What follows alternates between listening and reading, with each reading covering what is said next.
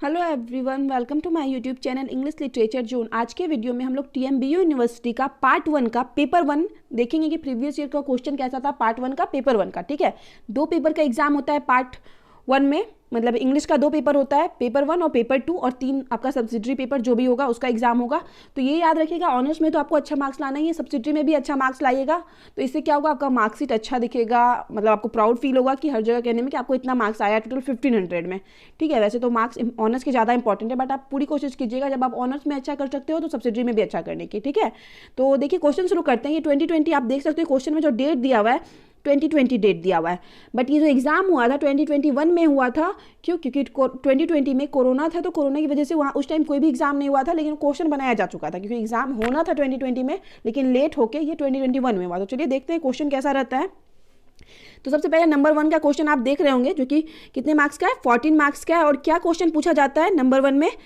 Question पूछा गया है, write A note on any one of the following topic. किसी एक टॉपिक पे नोट लिखना है। तो कितना, 4 टॉपिक दिया हुआ है टोटल, ठीक है। तो कौन कौन सा टॉपिक है? पहला यूनिवर्सिटी विट्स, फिर restoration drama, modern verse drama, और बेन जॉनसन और ऑलिवर गोल्डस्मिथ, दोनों में से किसी एक के बारे में लिखना है, ठीक है।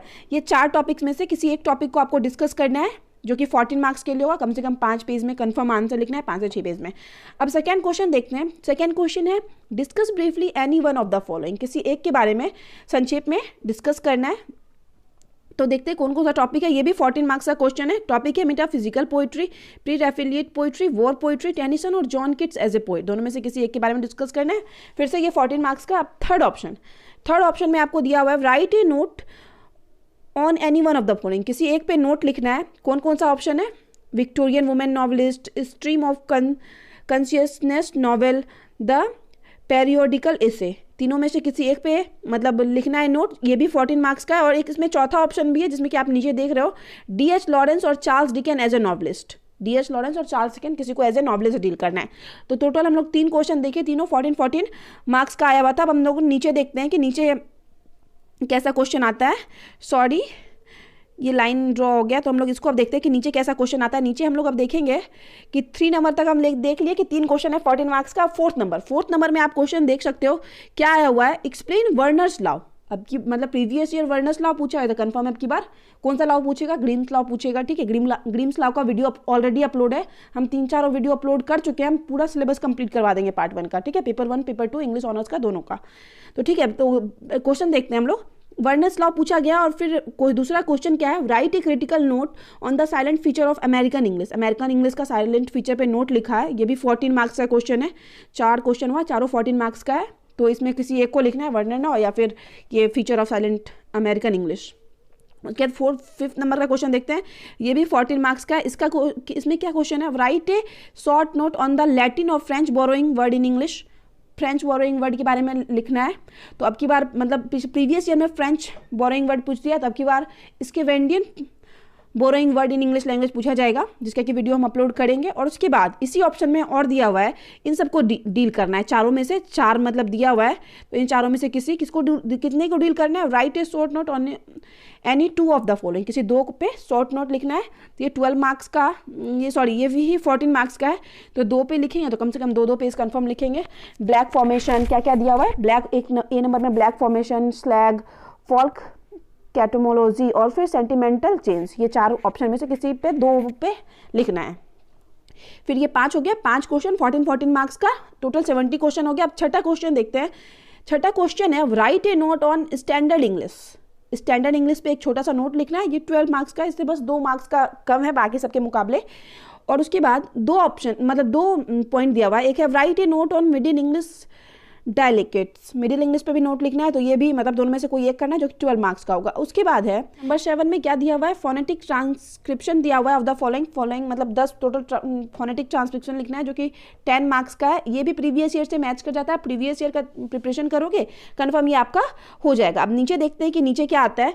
नीचे आपको आता है, ये 10 मार्क्स का हो गया। टोटल हम लोग देख लेते हैं क्वेश्चन। टोटल 14 मार्क्स का 5 था, तो 70, और फिर 12 मार्क्स का एक इंग्लिश पे नोट्स था, तो 70 82 हो गया। और 10 मार्क्स का क्या था, ये फोनेटिक्स था, तो टोटल 92 हो गया। अब 8 मार्क्स बचा हुआ है, तो 8 मार्क्स का हम लोग देखते हैं कि क्या क्वेश्चन रहता है। 8 मार्क्स में आपको 4 ऑब्जेक्टिव दिया हुआ है। Choose the correct option for the following question. Question के लिए करेक्ट ऑप्शन चूज करना। तो जॉन किट्स रोट, इसमें से जॉन किट्स क्या लिख रखे हैं, तो ode to a nightingale, ये जो सेकंड वाला ऑप्शन है नहीं, वो जॉन किट्स लिख रखे हैं। Ode to the west wind, ये तो पीबी सैली लिख रखे हैं। ये चीज़ ध्यान रखिएगा, जितना भी पोइट का नाम आ रहा है ना, सबका आप बुक याद रखिएगा, बहुत इंपॉर्टेंट है। बुक से कंफर्म क्वेश्चन आता है, बुक का सारा याद रखिएगा, कौन सा बुक कौन ऑथर लिख रखे हैं, तो आपको ऑब्जेक्टिव में बहुत हेल्प मिलेगी। अभी आप देखोगे कि कितना ज़्यादा बुक से लिया गया ऑब्जेक्टिव। फिर rape of the Lucrece is written by, ये किसके द्वारा लिखा गया है, तो ये हो जाएगा नन। रेप ऑफ द लुक्रेसी लिखा गया है विलियम शेक्सपियर के द्वारा, जो कि इसमें नाम नहीं दिया गया है। फिर थर्ड है D.H. Lawrence has written the poem, इसमें से D.H. लॉरेंस कौन सा पोएम लिख रखे हैं, तो D.H. लॉरेंस जो है ना काफ़ी फेमस पोएम है द स्नेक, 12th में भी है शायद ये, मतलब बिहार बोर्ड वाले में तो कंफर्म है, तो 12th में तो है ये द स्नेक, D.H. लॉरेंस के द्वारा लिखा गया है। द टाइगर जो है, ये शुरू वाला फर्स्ट नंबर ऑप्शन वाला जो है वो लिखा गया विलियम ब्लैक के द्वारा। द लैम्ब जो है, लैम्ब भी विलियम ब्लैक के द्वारा लिखा गया। और द पिकॉक लिखा गया है सुजाता भट्ट के द्वारा। फिर चौथा हम लोग देखेंगे, चौथा है who is known as the father of English criticism. English criticism के फादर कौन जाने जाते हैं, तो जॉन ड्राइडन, थर्ड ऑप्शन जो है वो फादर ऑफ इंग्लिश क्रिटिसिज्म के रूप में जाने जाते हैं। और फर्स्ट क्रिटिक्स के रूप में कौन जाने जाते हैं, मैथ्यू अर्नोल्ड, याद रखिएगा फर्स्ट क्रिटिक है मैथ्यू अर्नोल्ड। और फाउंड, मतलब एक होता है ना कि क्रिटिसिज्म कौन शुरू किए, तो वो एरिस्टोटल शुरू किए, ये चीज़ ध्यान रखिएगा, ये मतलब थोड़ा इंपॉर्टेंट है। अब आगे देखते हैं, 4 ऑब्जेक्टिव हो गया, अब 4 आता है आपको मैच द फॉलोइंग, ये भी 4 मार्क्स का है, तो फिर 8 मार्क्स कंप्लीट हो जाएगा। पहला हम लोग का है major for major, first option है किसके द्वारा लिखा गया, तो विलियम शेक्सपियर, तो सबसे पहला फर्स्ट में तो ये हो जाएगा।